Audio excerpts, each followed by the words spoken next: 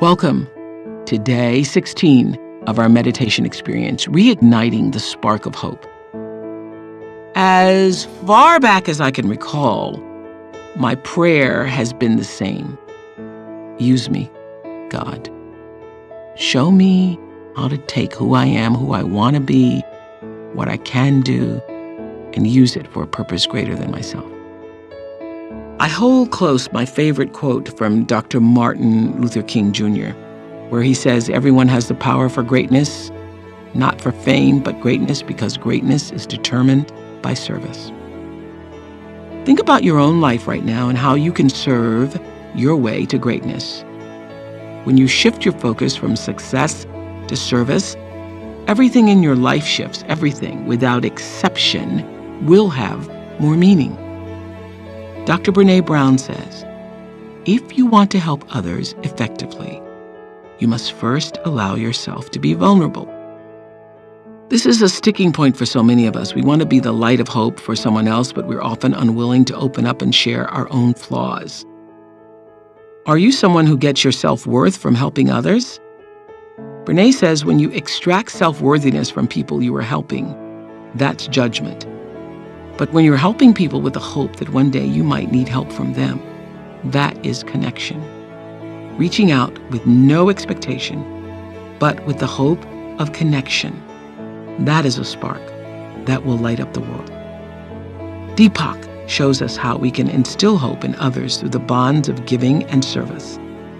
Let's listen to Deepak, and then let's meditate.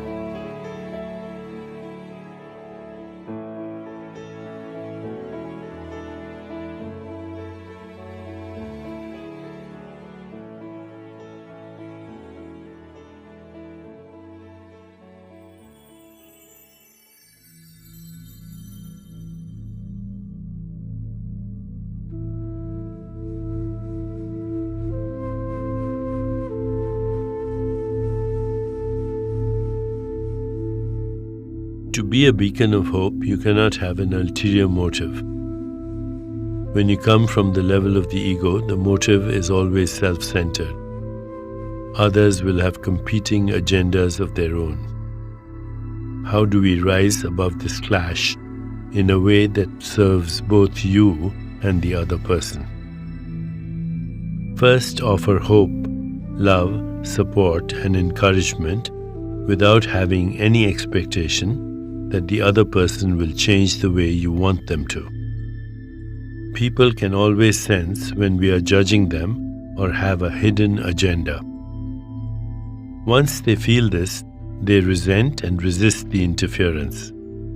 Instead of changing, they contract into a self-defensive posture. You don't need another person to change to rekindle their hope. You only need to be that change, to live that light of hope in your own life.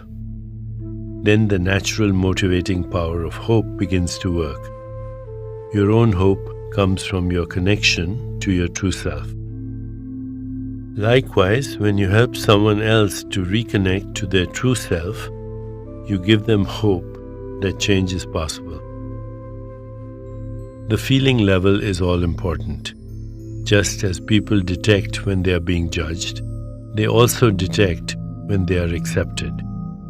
Don't try to help if you feel you are angry, disappointed, or ashamed. Work on yourself first. getting to a place where you accept and welcome the other person's existence. Then you will create a heart-to-heart bond at the level of feeling. This bond can work miracles because it takes down barriers of distrust, defensiveness, guilt, and shame.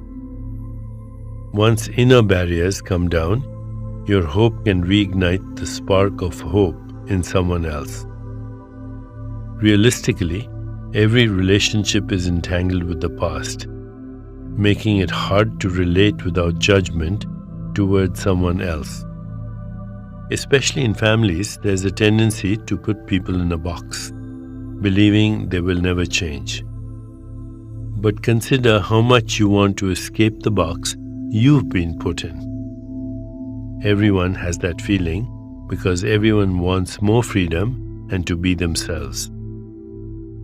When you allow that yearning of freedom in someone else, you are recognizing how much you feel the same way. Then ego doesn't block your view.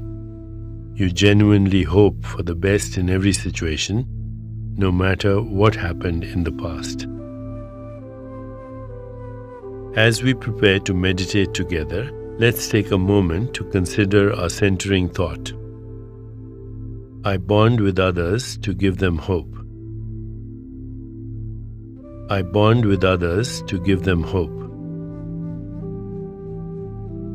Now let's prepare for our meditation. Make yourself comfortable and close your eyes. Begin to be aware of your breath and just breathe, slowly and deeply. With each breath, allow yourself to become more deeply relaxed. Now, gently introduce the mantra, Om Karuna Namah. Om Karuna Namah.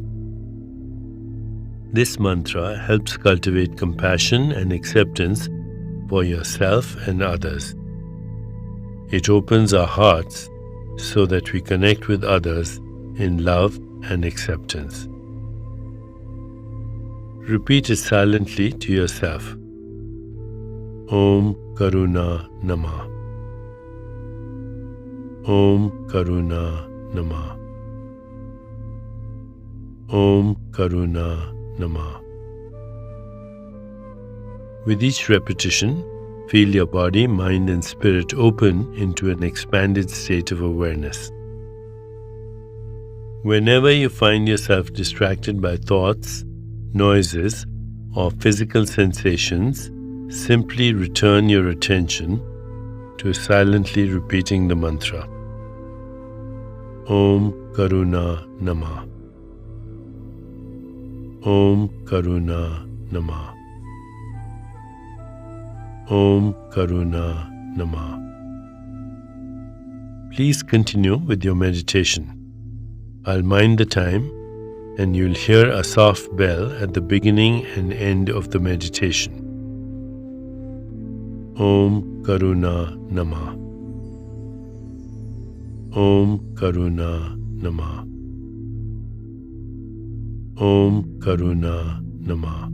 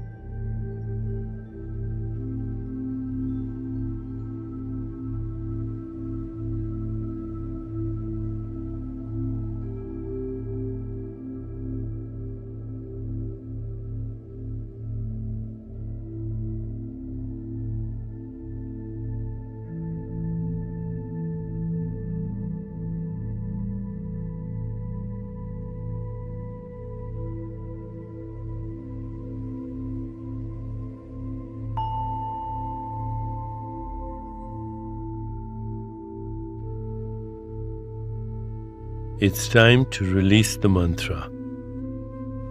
Continue to sit restfully, inhaling and exhaling slowly. When you feel ready, gently open your eyes.